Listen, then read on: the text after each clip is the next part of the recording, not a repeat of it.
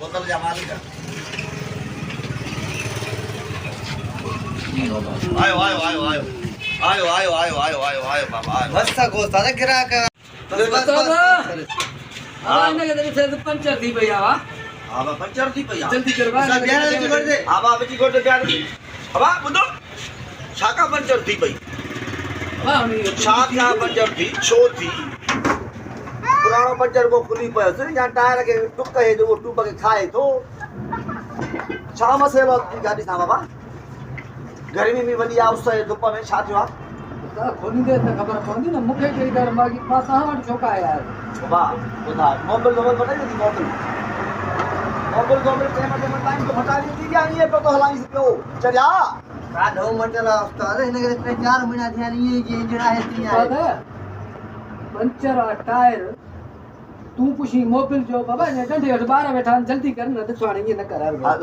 बार है पर वो जने गाड़ी जो पंचर हवा निकली जो सुसट कर निकली रही या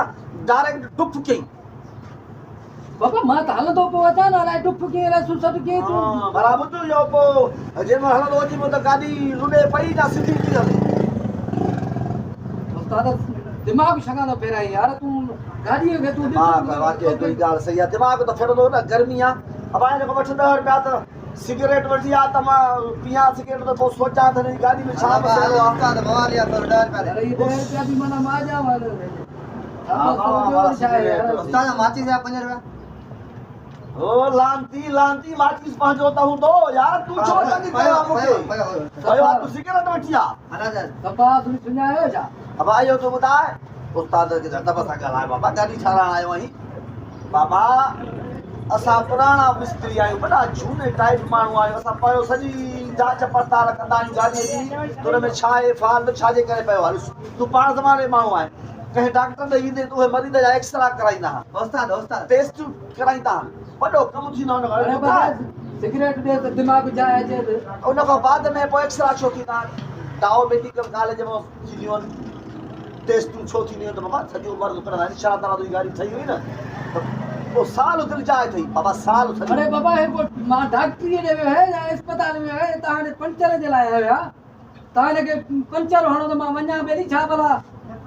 गर्मी आए उस्ताद तो केतरा ना गिराक अजीब लगी आ कंधा में पेजी आ गर्मी आए अब उस्ताद मुझे शागिर्द उस्ताद या शागिर्द सुरीला गर्मी आ वडी 100 बोतल जे पियूं तो वो गाड़ी खोलियूं ए भले ये टेस्ट थी भी असा जो उस्ताद झूनो उस्ताद असलम वो गाड़ी के चेक कर दो बाबा टायर पंचर छो थियो अरे दे वो चेक कर दो न का बाद में थी दो तो साहब उस्ताद हां बोतल मुखे पियो गिराक माता जो है मां 100 रुपया जा बोतल ई दी तू भी तो पियंदे मां हिकड़ो पिए दूसरा सजो बिल मेहरबानी करे बस टायर के कढे बाबा सा जो कमरो थींदो आ सा टेक्निकल मानू आयो और पर तू साके कंडीशन तो छोरा उस्ताद गाल मां सुनो ना गाड़ी के बैटरी जे लगा उस्ताद पैसा में घाट मान के बंदोबस्त हां बैटरी भी लगा मुखी जो जाने चार हालत आ ना सभी गाड़ी खन्ना छपा खाना खराब लगी भैया मुखी ने थोड़ा गाड़ी में ठंडी ता बे हो वनी तू सिगरेट पी ता बोतल पियो मां हाला तो बे दो अरे बाबा भी तकर सो के उस्ताद असलम त जो गाड़ी चेक त करन टायर पंचर असलम हो भला जेती मेरा गाड़ी पंचर थी तो नी मतलब चेक करे दिठो त टायर पुरानो पंचर खुलियो आ टायर में कोको लगो आ या को टक थस को टुक थस ये पंचर थी पर जे ये पाना ये हुजन हा त पो माउते छो न खोले हा तारे जगह जा न तिलकायो होला त चाहे अरे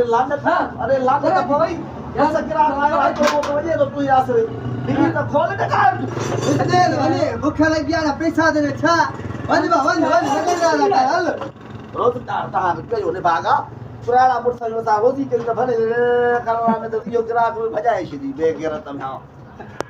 भागा हिकड़ो ग्राहक आयो सो भी भजाए छदी हिनन नंढन यास रसा में वडन कमायो बा ए पासा के काम हम शमी बाबा सीखे सब्सक्राइब कयो आई लाइक कयो